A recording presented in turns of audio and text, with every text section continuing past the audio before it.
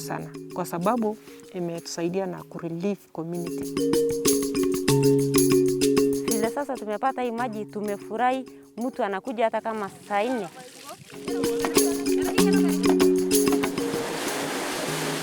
Tunataka watushikilie tuone hii kitu ikiwa inaendelea kwa kila wakati.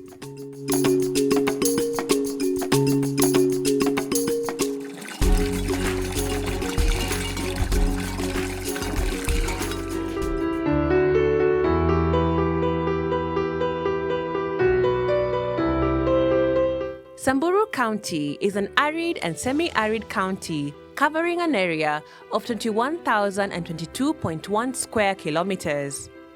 The county is home to the Samburu people, who form a majority of the population and whose main occupation is nomadic pastoralism. Here, livestock plays an important role in the Samburu way of life and culture. The population of the county depends entirely on the livestock for milk, for meat, and even sometimes selling to get some income. We are talking of over 90% of the population engaged in the livestock production. Over 80% of the Samburu County is rangeland that is frequented by drought, leading to severe water challenges for both livestock and domestic use. Tulikuwa na shida mingi sana kama ya maji. Mbuzi hata wakitaka maji, ng'ombe tunapeleka mahali mrefu sana, tunaenda kushimba kadamu kidogo. Tunapigana hata makelele kwa sababu mtu mwingine akitangulia anamaliza maji kabla ya mwingine.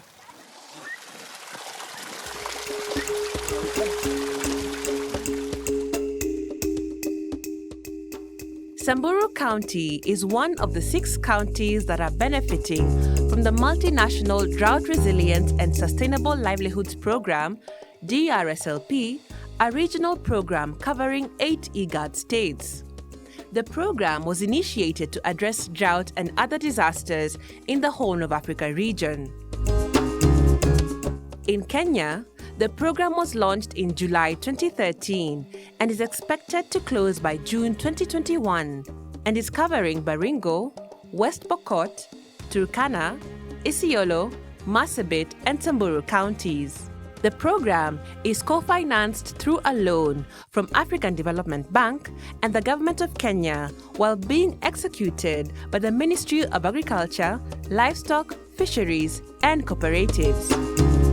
This is a project that came up after going through a serious drought effect that hit the county in the year 2009 and 2010. It was a serious drought that affected several counties, not only Samburu. And the livestock keepers, or rather the pastoralists, they lost almost 80% of their livelihood to that drought. So once this project was conceived, it focused on resilience building for these pastoralists. Some of the achievements made by the program in Samburu County include construction of dams, drilling and equipping of boreholes, and construction or rehabilitation of cattle dips. We have been able to develop 3 dams, Losuk, Longoan, and El Msigio. The 3 dams have a capacity of over 50,000 cubic meters each, and they are strategically positioned, or rather placed, to serve the communities, especially at the border points where we have had resource-based conflicts. Over the past years, residents of Lodokejek Ward, Samburu West Sub-County, faced severe water challenges. As Josephine Leyagu narrates, the Lemisigioi Weir Dam, with a capacity of 52,000 cubic meters, constructed by Drslp, has been a blessing to residents of Lemisigioi village. Zamani tulikuwa na shida sana ya maji. Kabla hii silangu ingia hapo, tulikuwa tunakosa maji, tunatoka hata karibu hata saa 8 ya usiku, unakuja kwenda kutegea maji. Ndio inatoka kidogo. Vile sasa tumepata hii maji tumefurahi, mtu anakuja hata kama saa 4 ya mchana maji. The dam benefits 1,400 households directly, over 10,000 heads of cattle, and over 50,000 sheep and goats. The dam has a chain-link perimeter fence and draw pipes that transport water to cattle troughs and stands for human access outside the fence. Tunataka kuweka hata samaki. Sisi hatujui mambo ya samaki, lakini tutaanza kujua kwa sababu hakuna maji ya kufuga samaki hapa. Sasa hii nimepata maji ya kufuga samaki. Tafuga sasa ng'ombe na mbuzi na samaki na mboga. Tumepata vitu mingi ya kufuga. Mwangaza imeingia katika area ya Msikiyoi Drslp dam. Tutashirikiana moja kwa moja kuona ya kwamba hii dam haitaharibika na haitafanyiwa kitu yoyote. Sisi wote tukiwa community tunalinda hii silango kwa njia yote. Kwa hivyo tunashukuru sana sana sana.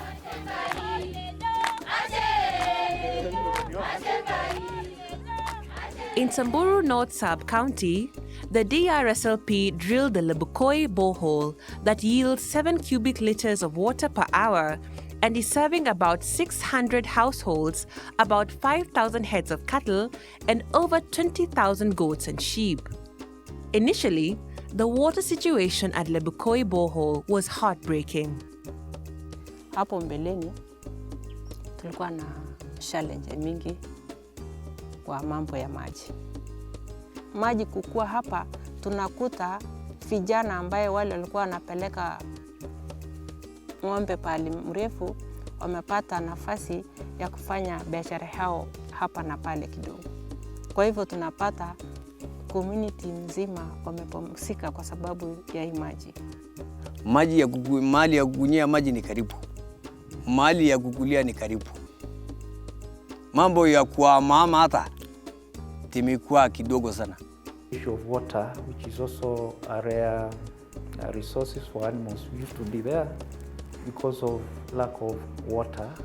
With the new program, we have 4 dams, we have 14 boreholes in place, and our animals are not moving of distances.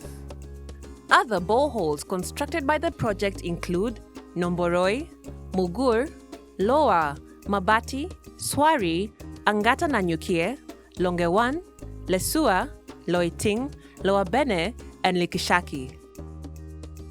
Within the vicinity where we have developed the borehole, women have grouped themselves and they have started producing vegetables within that facility. Tumeform groups ya wamama, ya youths, na pia self-help groups ile siko mixed men and women. Na hizo groups tukapatia mboga. Na wakati watakuwa wamepanda hiyo mboga, wataweza kupata hiyo vegetables kwa urahisi, na hapa pia itakuwa na security kwa sababu watu watakuwa within always. Hakuna wakati hapa itakaa empty. Na hata itapatia hawa bidii ya kuajiri washman, alafu hiyo washman wanaweza lipa through that vegetable. We have developed 4 cattle dips for the tick control of livestock. The cattle dips include Sawan, Loiting, Lesdai, and Bawa. Sawani Cattle Dip, located in Poro Ward, Samburu West Sub-County, having been rehabilitated by the Drslp project, serves over 20,000 heads of cattle, and dipping takes place once a week. On every Saturday, 350 to 600 heads of cattle are dipped. Project hii ambaye ni cattle dip, project ambaye imeanza kitambo kidogo, back 1993-94 hapo. Na ilianzishwa tu na national government, alafu hapo katikati tukakosa ikakosa kuwa sustained. So juzi mwaka huu karibu January tukapata tena wafadhili kutoka national government wakishirikiana na county government, ndio sasa imeanza kufanya kazi. Na average ya ng'ombe ambayo zinapita hapa ni zaidi ya ng'ombe 600.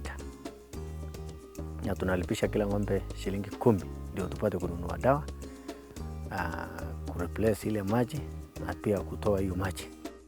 Tunafurahia sana kwa sababu tangu wakati tulianza magonjwa kama ya East Coast Fever imepungua. To treat the tick-borne diseases, it is highly costly because to treat one case of East Coast Fever, it costs over 6,000 shillings, and the probability for healing is 50%. The cost they have reduced in controlling ticks, because initially they used to go, each farmer used to go it alone, and no one could spend less than 10,000 Kenya shillings to spray these animals, and even the spraying was not effective. Through this, they are talking of reducing the cost of dipping substantially and controlling the ticks effectively. All the ticks and vector-borne diseases has gone down almost to 30%. Drslp, sisi tunapongeza sana. Kwanza tunataka watushikilie tuone hii kitu ikiwa inaendelea kwa kila wakati.